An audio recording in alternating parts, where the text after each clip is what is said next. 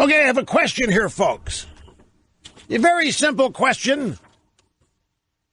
If I wanted to eat dessert last night, but I didn't, did I go off my diet? If I wanted to eat dessert last night, but didn't, did I blow my diet?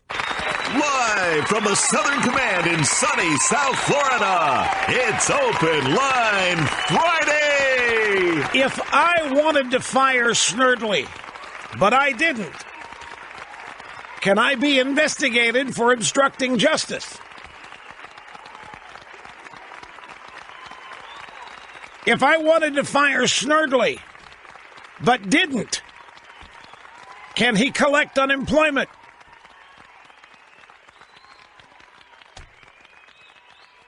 If I wanted to fire Snerdley but didn't, does it make me a bad boss? And, of course, the answer to all these questions is no. Yeah, here we have legitimate, stop and think, we have legitimate collusion, and we have even more evidence of it today, between the FBI, the Clinton campaign, Hillary Clinton specifically, the Russians, and the American Intelligence Agency. And the New York Times has a story today that Trump wanted to fire Mueller but was talked out of it. Actually, there are two variations of this story. The New York Times story says that Trump ordered his lawyer, Don McGahn, to fire Mueller, and McGahn said, no way. The other version of the story is that Trump wanted to, but was talked out of it. And I don't have any doubt that he wanted to fire Mueller. Everybody's wanted him to fire Mueller. A lot of people have been trying to figure out, what the hell? Why do you sit there and let somebody that you can fire have open season on you? Particularly when you haven't done anything. And let's go back, grab audio soundbite number one. This is me on this program. This is last June 13th of 2017. This was going around. This has been news for I don't know how long.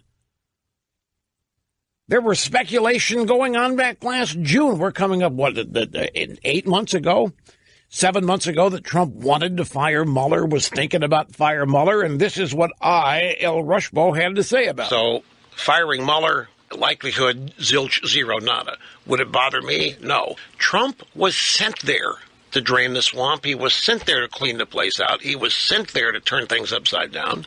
And by the way, he was sent there because he made it plain he wanted to do these things. The New York Times story says it happened in June. You know what I think this is? I don't doubt that Trump wanted to fire Mueller. And I don't doubt that he was telling people that he wanted to fire Mueller. I have no idea whether he actually ordered Don McGahn to fire Mueller. That I don't know. But I don't see what the news story is.